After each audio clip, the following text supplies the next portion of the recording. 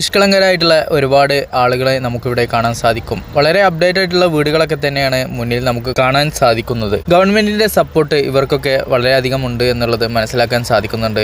ഏതൊരു ഏരിയയിലേക്ക് പോലും ഗവൺമെന്റിന്റെ സംഭവങ്ങളൊക്കെ തന്നെ വളരെയധികം അപ്ഡേറ്റോട് കൂടിയിട്ടാണ് നിർമ്മാണ പ്രവർത്തനങ്ങൾ നടത്തിയിട്ടുള്ളത്. കൊള്ളാം. ആന്ധ്രാപ്രദേശിലെ ചിറ്റൂർ ഡിസ്ട്രിക്റ്റിലെ ബാംഗ്ലൂർ പാളയം എന്ന് പറയുന്ന പ്രദേശത്തായിട്ടാണ് നമ്മളിപ്പോൾ സഞ്ചരിച്ചുകൊണ്ടിരിക്കുന്നത്. ഇവിടങ്ങളിൽ പ്രത്യേകമായും കണ്ടുവരുന്നത് മാമ്പഴ തോട്ടങ്ങളാണ്. പൂവിട്ട് നിൽക്കുന്ന മാമ്പഴ തോപ്പുകൾ നമുക്ക് ഒരുപാട് കാണാൻ സാധിക്കുന്നുണ്ട്. കാർഷിക സമൃദ്ധിയുടെ ഒരു നാട്, ഓരോ നാടിനും ഓരോ പ്രത്യേകത. ഇവിടുത്തെ പ്രത്യേകതയാണ് മാമ്പഴം. പളമനീർ എന്ന് പറയുന്ന പ്രദേശത്തോട് ചാരിയിട്ടാണ് ഈ ഒരു പ്രദേശം സ്ഥിതി ചെയ്യുന്നത്. പളമനീറിലും ഇതുതന്നെയാണ് മാമ്പഴത്തോട്ടത്തിന് പേരുകേട്ട സ്ഥലവും വലിയൊരു തക്കാളി മാർക്കറ്റും അവിടെയുണ്ട്. കൊള്ളാം. മാമ്പഴപ്പൂക്കളൊക്കെ തന്നെ ഇങ്ങനെ വിരിഞ്ഞു നിൽക്കുന്നത് കാണാൻ വളരെയധികം രസകരമായിട്ടുണ്ട്. എങ്കിലും ഒരുപാട് കെമിക്കൽ അടിക്കുന്ന കാഴ്ചയൊക്കെ തന്നെ നമ്മൾ ഈ ഒരു പ്രദേശത്ത് നിന്നും കണ്ടതാണ്. വാട്ടർ സർവീസ് സ്റ്റേഷനിൽ പമ്പ് ചെയ്യുന്നത് പോലെയാണ് മരത്തിന് മുകളിലേക്ക് കെമിക്കൽ അടങ്ങിയ മിശ്രിതം ഫാക്ടറിയിൽ കൊണ്ടുവന്നിട്ട് അടിക്കുന്നത്. ഇവിടെ ഒരു കൊച്ചു ഗ്രാമം കാണാം. കുറച്ച് വീടുകളും ഇതുപോലത്തെ ഒരു ടാങ്കും കാണാൻ സാധിക്കുന്നുണ്ട്. ഇവിടുത്തെ ജീവിത നിലവാരമൊക്കെ തന്നെ മെച്ചപ്പെട്ടതായിട്ടാണ് നമുക്ക് മനസ്സിലാക്കാൻ സാധിക്കുന്നത്. ഒരു മനോഹരമായ കർഷക ഗ്രാമം. മുന്നിലേക്ക് പോകുമ്പോൾ തെങ്ങിൻ തോപ്പുകളൊക്കെ തന്നെ കാണാൻ സാധിക്കുന്നുണ്ട്.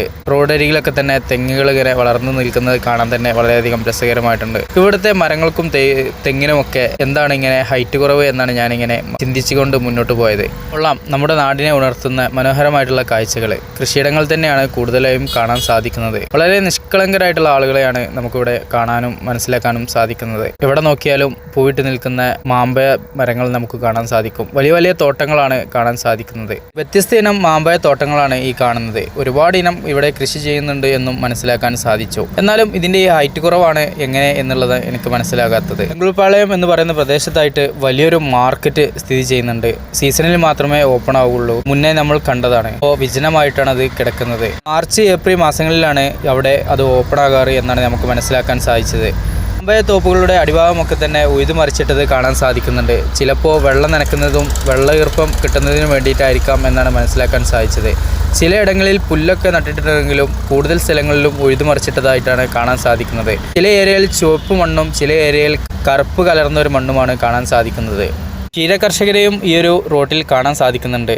പക്ക വില്ലേജിലേക്കുള്ള ഒരു റോഡാണ് ഈ കാണുന്നത്. അവിടെ ഇങ്ങനെയായിട്ട് ഒരു വാട്ടർ ടാങ്ക് കാണാൻ സാധിക്കുന്നുണ്ട്. എവിടെ നോക്കിയാലും പൂക്കളിട്ട മരങ്ങൾ തന്നെയാണ് കാണാൻ സാധിക്കുന്നത്. ഇതെന്തായിരിക്കും എന്നാണ് മനസ്സിലാക്കാൻ സാധിക്കാതെ പോയത്. ചിലപ്പോൾ കന്നുകാലികൾക്ക് കിടക്കാൻ വേണ്ടിയിട്ടായിരിക്കാം എന്നാണ് വിലയിരുത്തിയത്. മുന്നിലേക്ക് വന്നപ്പോൾ ഇവിടെ ഇങ്ങനെയായിട്ട് ഒരു ക്ഷേത്രം പണിയുന്നത് കാണാൻ സാധിക്കുന്നുണ്ട്. ചുറ്റുപാട് നോക്കുമ്പോൾ ഒരുപാട് മാവിൻ തൈകൾ കാണാൻ സാധിക്കുന്നുണ്ട്. അവിടെ ഇങ്ങനെയായിട്ട് ഒരു പുതിയ ക്ഷേത്രമാണ് ആ കാണുന്നത്. ഇവിടങ്ങളിലൊക്കെ തന്നെ ഒരുപാട് പണിക്കാരെയൊക്കെ കാണാൻ സാധിക്കുന്നുണ്ട്. ഒരുപാട് വീടുകൾ അടങ്ങിയിട്ടുള്ള ഒരു ഗ്രാമപ്രദേശം. അവിടെ ഇങ്ങനെയായിട്ട് ഒരു ജീപ്പ് കാണാൻ സാധിക്കുന്നുണ്ട്. എന്തോ ഒരു സംഭവം അതിൻ്റെ മേലെ വെച്ചിട്ടുണ്ട്. എന്തിനു വേണ്ടിയിട്ടായിരിക്കാം അങ്ങനെ പണിതത് എന്നാണ് മനസ്സിലാക്കാൻ സാധിക്കാതെ പോയത്. കൊള്ളാം. മെച്ചപ്പെട്ട ജീവിത നിലവാരം തന്നെയാണ് ഇവിടെ നമുക്ക് കാണാൻ സാധിക്കുന്നത്. വീടുകളൊക്കെ തന്നെ വളരെയധികം അപ്ഡേറ്റ് ആയിട്ടുണ്ട്. നമ്മുടെ ആ ഒരു പച്ചയായ ഗ്രാമീണ വ്യവസ്ഥിതി മാറ്റിമറിച്ചുകൊണ്ടാണ് ഇവിടെ നിന്ന് നമുക്ക് കാണുന്ന പല കാഴ്ചകളും. 3 നില ബിൽഡിങ്ങും 4 നില ബിൽഡിങ്ങും ഒക്കെ തന്നെ ഇവിടെ കാണാൻ സാധിക്കുന്നുണ്ട്. ഇത് പക്ക ഒരു ഉൾഗ്രാമമാണ് എന്നുള്ളതാണ് മനസ്സിലാക്കേണ്ടത്.